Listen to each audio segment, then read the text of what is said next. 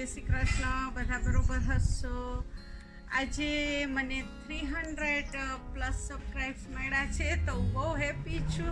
આજે હું એક ફાઇન એવી ડીશ લઈને આવી છું કે લેડીઝ સ્પેશિયલ. તો એના માટે લેડીઝને હેલ્થ માટે બેક અવારનવાર દુખતી હોય, ડિલિવરી પછી તમે ખાઈ શકો હેલ્ધી ફૂડ, અને વિન્ટરમાં પણ બધા ખાઈ શકે. પણ લેડીઝ માટે સ્પેશિયલ ડીશ છે. તો મને તમારો ફૂલ સપોર્ટ છે. તો આવી નવી રીતે મને હેલ્પ સપોર્ટ કરતા રહેજો અને સબસ્ક્રાઇબ્સ લાઈક દેતા રહેજો. તો થેન્ક યુ. આવો મારા કિચનમાં. ચાલો. તો મેં ગુંદ પાક માટે આ બધું રેડી કર્યું છે એ હું તમને બતાવું છું. તો એમાં ગુંદ પાકમાં નોર્મલ ઘઉંનો લોટ છે, પછી એમાં ઘી લીધું છે, ગોળ લીધો છે. મને ગોળ દેશી જોતો હતો એટલે આ ગોળ ઢીલો હોય છે. મેં બદામનો ભૂકો કર્યો છે અને કોકોનટ ખાસ જોઈએ. અને બેક દુખેના માટે મેં આ ગુંદર લીધો છે. આ છે કાટલુમાં બધી વસ્તુ એમાં સાથે હોય. મેથી આમાં વધારે હોય એટલે આપણે મેથી ખાઈએ ને તો કાટલુમાં વરિયાળી, સુવા, બધું, અજમો, મરી બધું હોય સાથે, એટલે આ રેડીમેડ કાટલું આવે છે. આ મેં પિસ્તાનો પાવડર કર્યો છે. આ મેં બદામની કતરી કરી છે તો એ હું ઉપર નાખીશ. એટલે ચાલો તો હવે આપણે ચાલુ કરીએ. ઘી નાખું છું.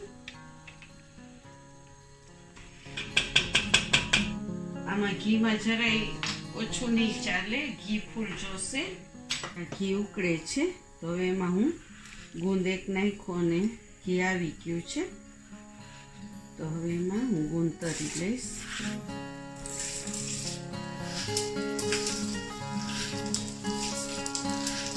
તમે તરીને નાખો ને તો શું મોઢામાં ઓલો કડકડ અવાજ ના આવે અને બધી લેડીઝને આ ખાવાની મજા આવે. હવે હું ગેસ ધીમો કરી નાખું છું. પહેલાં ગેસ ફાસ્ટ હતો.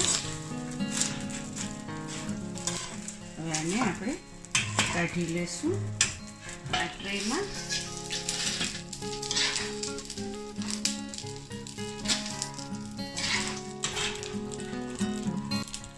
ગરમ જ છે એટલે એમાં આપણે લોટ નાખશું.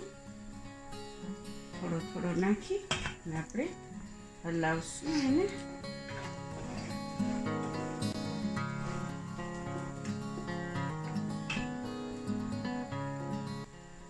આમાં લોટ કરતાં ડ્રાયફ્રૂટ વધારે નાખવાનું. અને જે લેડીઝને ડિલિવરી આવી હોય એ ડ્રાયફ્રૂટ વધારે વાળું આ ગુંદ પાક ખાય કાટલું તો એના માટે બહુ સારું.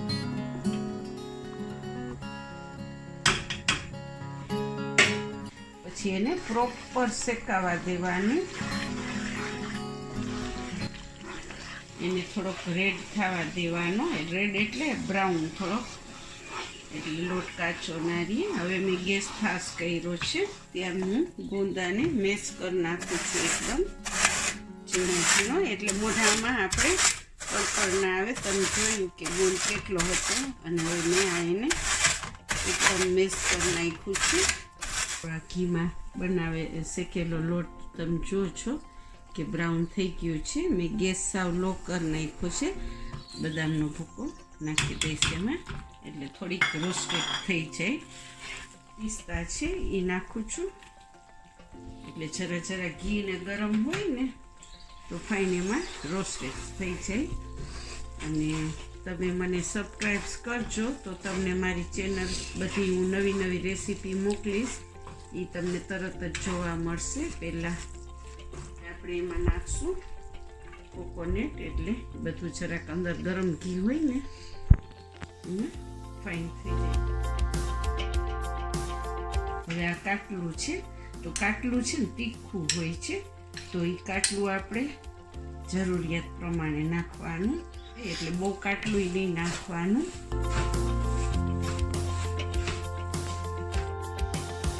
કોઈને વધારે તીખું ભાવે, કડવું ને તીખું, તો એ વધારે નાખી શકે. ગોળ દેશી છે એટલે બહુ ઓલો નથી, ગાંગડી ઢીલો ગોળ છે. ગેસ સાવ ધીમો છે.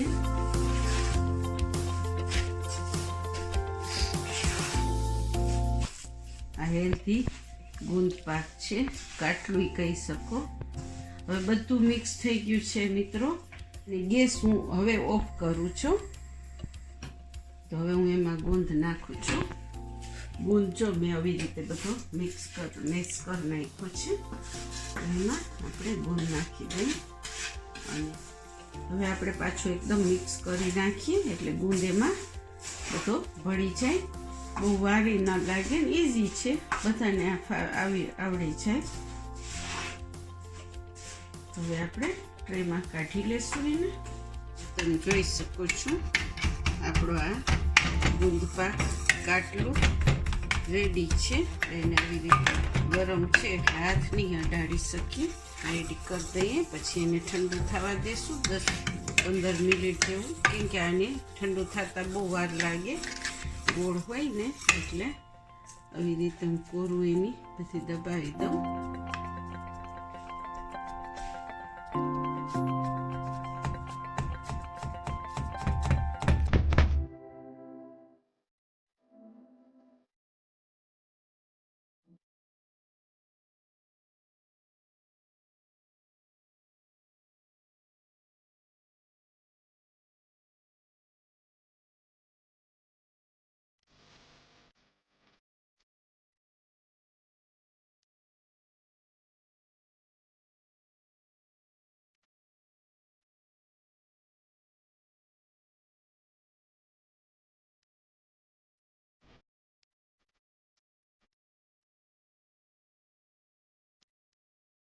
હલો મિત્રો, તો મારી આ મીઠાઈ ગુંદ પાક કાટલું રેડી છે. તો તમે જોઈ શકો છો ને, આ લોંગ ટાઈમ સુધી આ મીઠાઈ તમે રાખી શકો. 1 મહિનો સુધી તો આરામથી રહીએ. હું ટ્રાય કરું છું.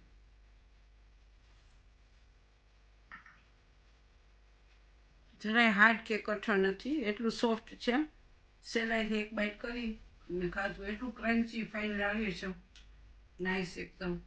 તમે બનાવજો, મને કહેજો, ફીડબેક આપજો કેવું બન્યું છે. કાંઈ પણ હોય મિસ્ટેક તો જણાવજો અને સબસ્ક્રાઈબ કરજો please. Thank you very much. આવજો, નમસ્તે, સેફ રહેજો, બાય.